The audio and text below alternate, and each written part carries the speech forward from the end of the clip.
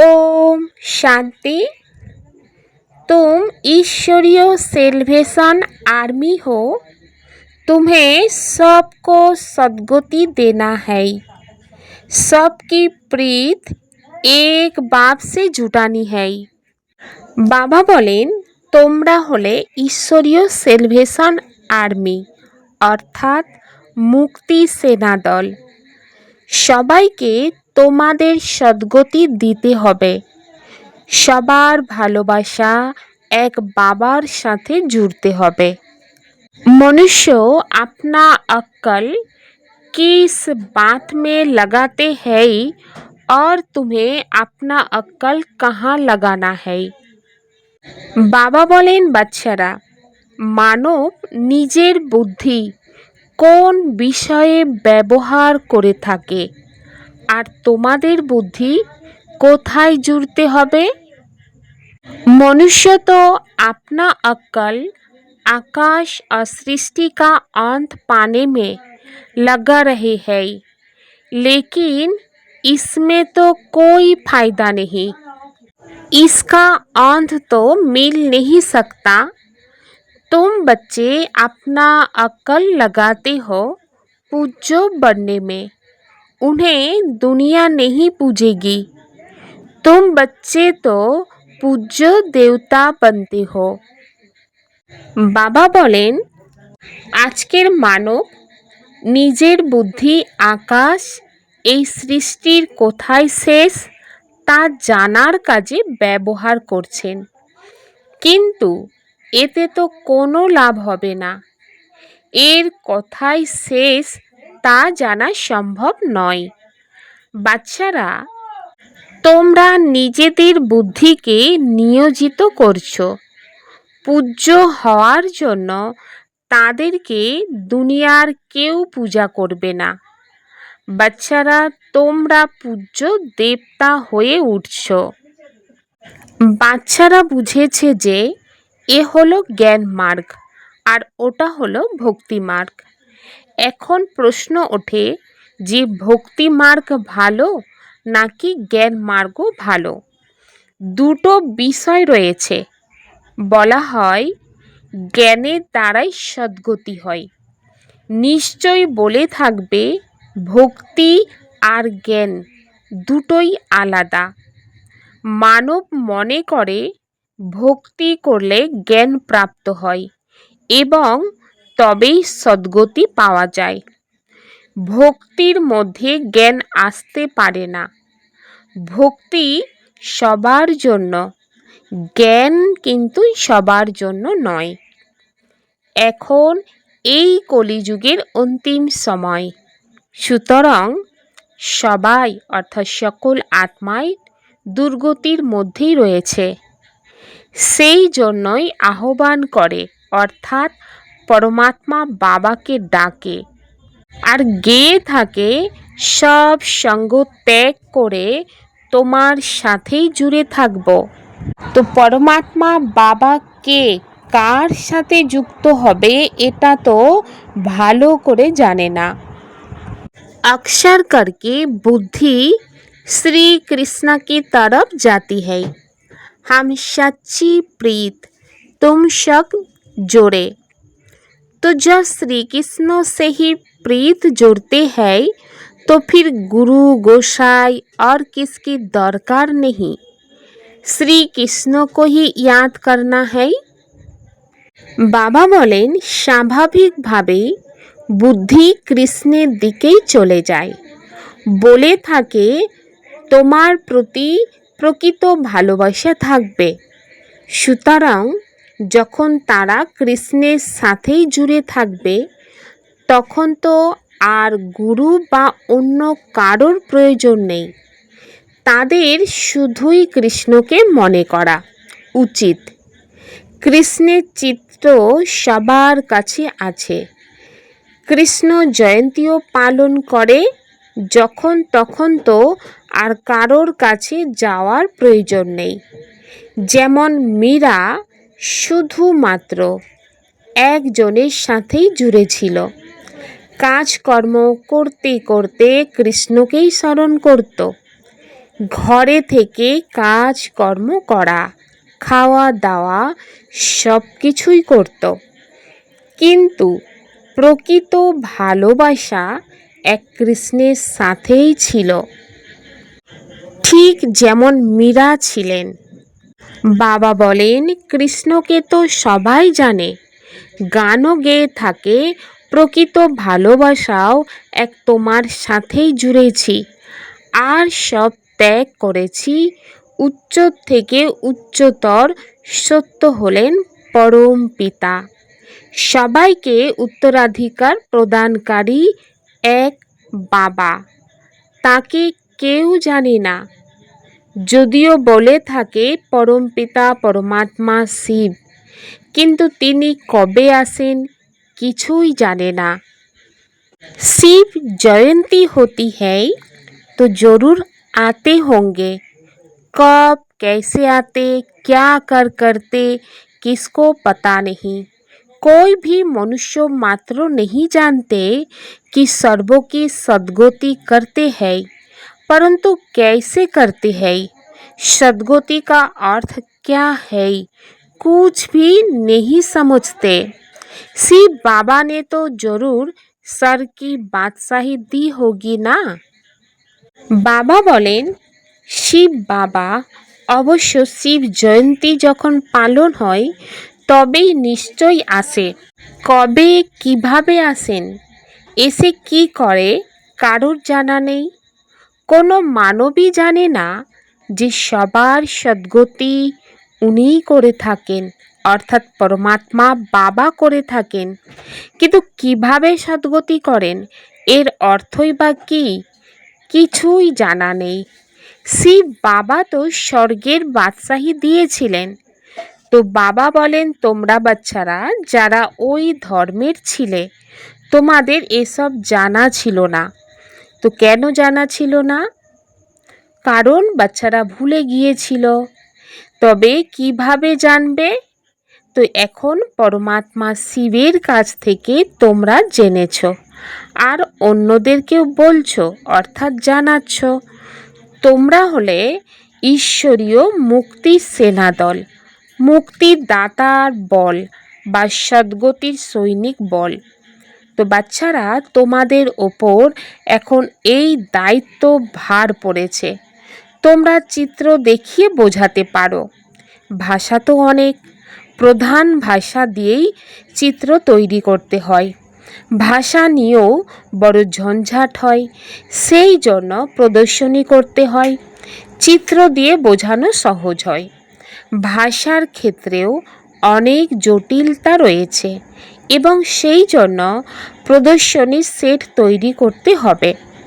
চিত্র দিয়ে বোঝানো সহজ হয়। চক্রের মধ্যে সম্পূর্ণ জ্ঞান আছে।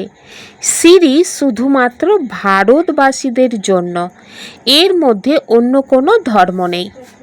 এমনটা নয় যে ভারত যখন তমপ্রধান হয় তখন অন্যান্যরা হয় না। यह सब बुद्धि में सर्विस के ख्याल आने चाहिए। दो बाप का राज भी समझाना है। वर्षा रचयिता से मिलता है। ये भी सब धर्म वाले जानते हैं कि लक्ष्मी नारायण भारत के पहले महाराजा महारानी थे व भगवान भगवती थे। अच्छा, उनको ये सर का राज्य कैसे मिला?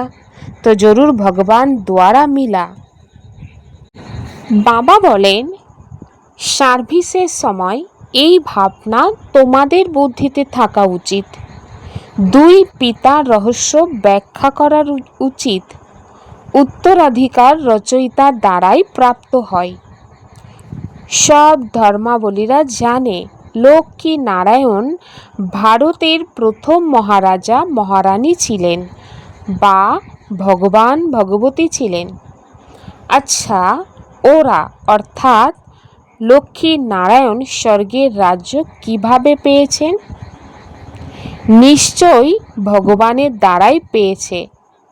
তো কিভাবে এবং কবে পেয়েছে সেটা তো কারো জানা নেই।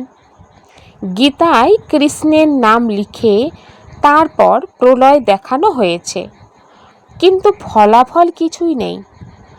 তো বাচ্চারা, তোমাদের এসব বোঝাতে হবে। চিত্র তো সর্বত্রই আছে। লক্ষ্মী নারায়ণের চিত্র আছে, যদিও তাদের পোশাক, বৈশিষ্ট্য ইত্যাদি আলাদা হবে। যার যেমন মনে হয়েছে সেভাবেই চিত্র তৈরি করেছে। শ্রীনাথ, শ্রীনাথিনী এরা রাধা কৃষ্ণ, তাই না? শ্রী রাধা শ্রীকৃষ্ণ তাজধারী মুকুটধারী নয়, তারা কৃষ্ণ বর্ণেও নয়। রাজধানী হলো লক্ষ্মী নারায়ণের, রাধাকৃষ্ণের নয়। মানব বিভিন্ন রকমের মন্দির নির্মাণ করেছে এবং একই নাম রেখেছে, লক্ষ্মী নারায়ণ। লক্ষ্মী নারায়ণের রাজধানী বলা হয়, রাম সীতার বংশ লক্ষ্মী নারায়ণের রাজবংশ বলা হয়, রাধা কৃষ্ণের বংশ হয় না। এসব বিষয় মানবের ভাবনাতেই আসে না। তো বাচ্চারা, তোমরা নাম্বার অনুসারে পুরুষার্থ অনুযায়ী বুঝে থাকো। যারা সেবা করতে আগ্রহী হয় তারা খুব উৎসাহী হয়ে ওঠে। কেউ কেউ বলে থাকে যে তারা সব কিছুই বোঝে। ধীরে ধীরে তাদের মুখ খুলতে, জ্ঞান প্রদান করার জন্য যুক্তি রচনা করতে হবে। কেউ কেউ মনে করে বেদ শাস্ত্র অধ্যয়ন করলে, যজ্ঞ তপ ইত্যাদি করলে, তীর্থযাত্রা ইত্যাদি করলে পরমাত্মাকে পাওয়া যায়। কিন্তু ভগবান বলেন এসব রীতি হলো আমার থেকে দূরে সরে যাওয়ার পর। ড্রামাতে সবাইকে দুর্গতি ভোগ করতেই হবে, সুতরাং এরকম করা বলে থাকে। मनुष्य ने अनेक प्रकार के रास्ते पकड़े हैं। भक्ति मार्ग के रास्ते पकड़ पकड़ कर जब तक थक जाते तब फिर भी भगवान को ही पुकारते, हे पतित पावन, आप आकर पावन बनने का रास्ता बताओ। बाप बिगड़ पावन हो नहीं सकते, थक गए हैं। भक्ति दिन प्रतिदिन पूरा थकाएगी। अभी तो मेले आदि पर कितने लाखों जाकर इकट्ठे होते हैं, तो कितनी गंदी होती है। अब तो है अंत, दुनिया को बदलना है। বাবা বলেন মানব অনেক রকম পথ বেছে নিয়েছে। ভক্তি মার্গে পথে চলতে চলতে যখন মানব ক্লান্ত হয়ে পড়ে, তখনই ভগবান বাবাকে আহ্বান করে আর বলে থাকে, হে পতিত পাবন এসো, তুমি এসে পবিত্র হওয়ার পথ বলে দাও। তুমি ছাড়া পবিত্র হতেই পারবো না, ক্লান্ত হয়ে পড়েছি। ভক্তি প্রতিদিন সম্পূর্ণরূপে ক্লান্ত করে তুলবে। এখন তো মেলা ইত্যাদিতে কত লক্ষ লক্ষ মানব একত্রিত হয়, সেই জায়গা কত নোংরা হয়ে যায়। এখন অন্তিম সময়, দুনিয়াকে পরিবর্তন হতেই হবে। প্রকৃতপক্ষে দুনিয়া বা বিশ্ব তো একটাই, ওরা দুটো অংশে ভাগ করেছে। সুতরাং মানব মনে করেছে স্বর্গ এবং নরক দুটো পৃথক দুনিয়া, কিন্তু এটা অর্ধেক অর্ধেক। ওপরে সত্যযুগ, তারপর ত্রেতা, দাপর এবং কলিযুগ। তো কলিযুগের তমপ্রধান হতেই হবে, সৃষ্টি পুরানো হয়ে যায়। এসব বিষয়ে কেউ জানে না, বিভ্রান্ত হয়ে পড়েছে। কেউ কৃষ্ণকে ভগবান তো কেউ রামকে ভগবান বলছে। আজকাল তো মানব নিজেকেও ভগবান বলে থাকে, বলে আমি ঈশ্বরের অবতার। দেবতাদের থেকে মানব নিজেকে উচ্চ করে তুলেছে।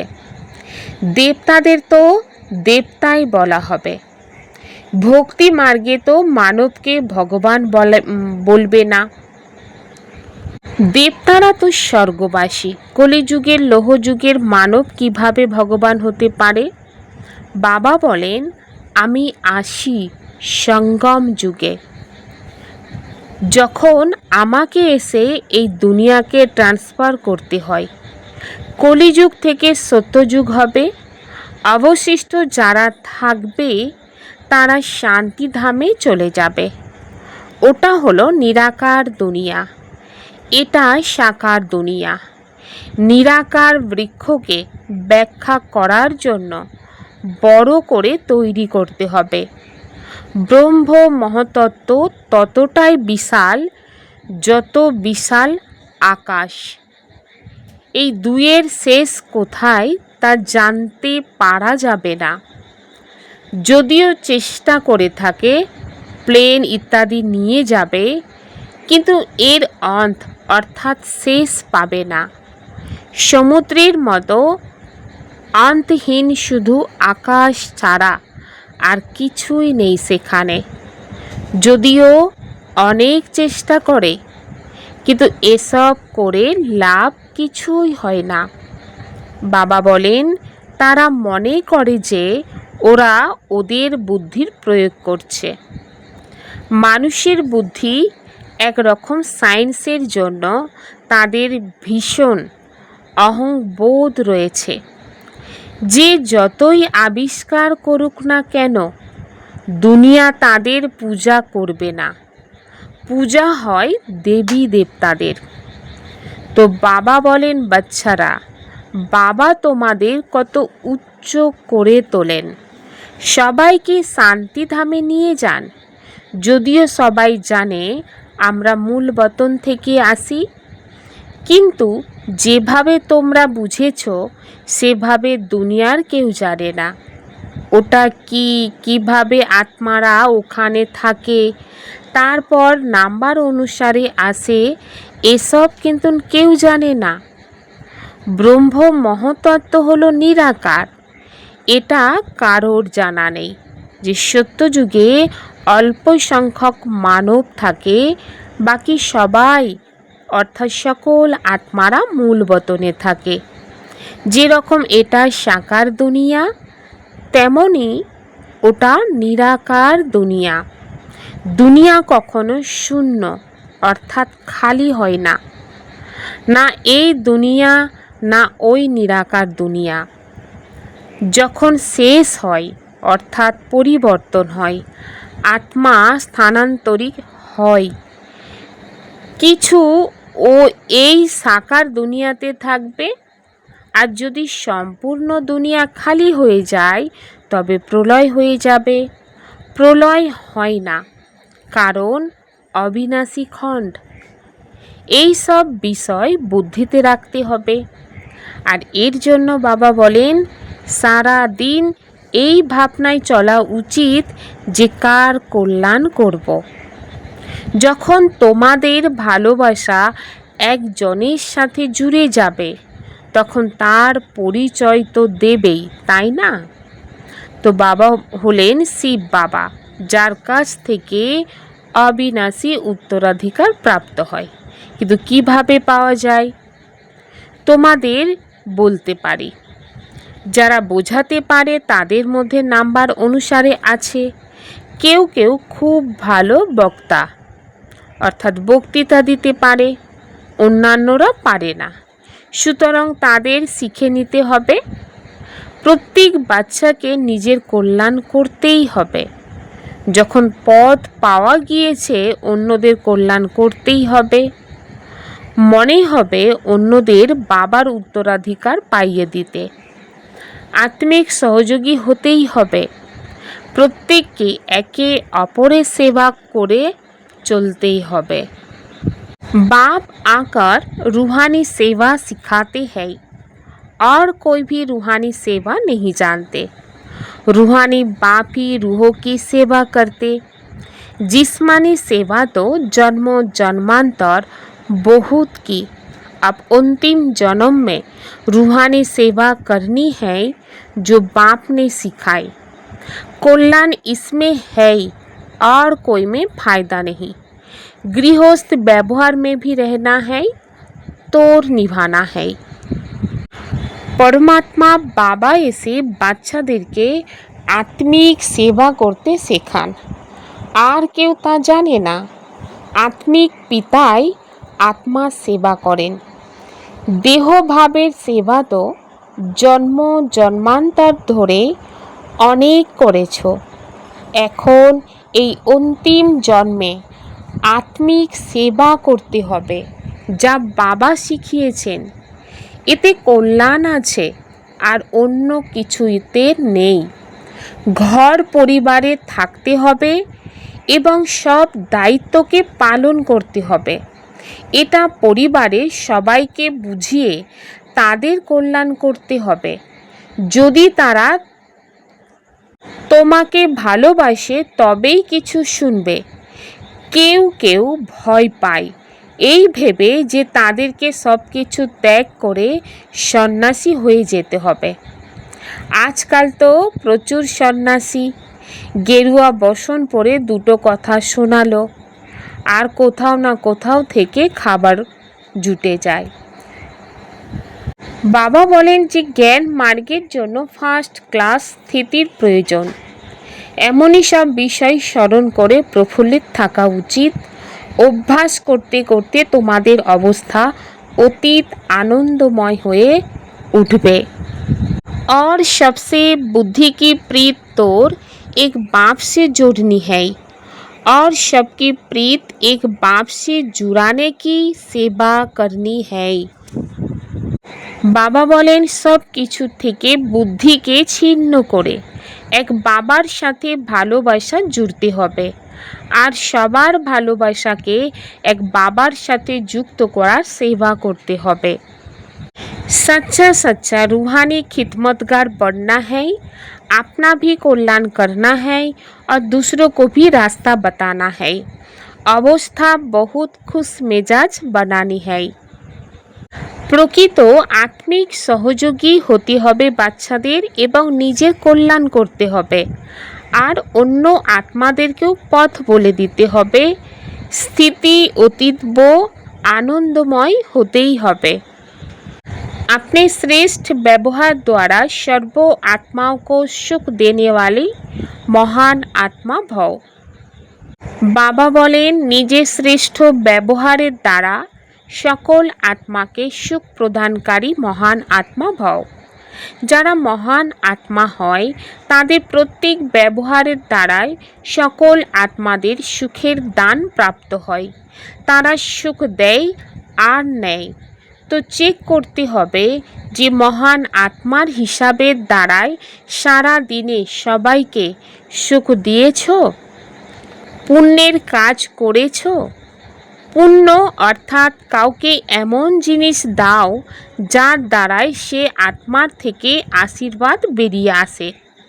এর জন্য বাচ্চাদের চেক করতে হবে যে প্রত্যেক আত্মার থেকে আশীর্বাদ প্রাপ্ত হচ্ছে। কাউকে দুঃখ দেয়া বা কারোর থেকে দুঃখ নাওনি তো, তখন বলা হবে মহান আত্মা। करने के बाद सोचना ही पश्चाताप का रूप है। করার পর চিন্তা করাই হলো অনুতাপের রূপ। ওম শান্তি।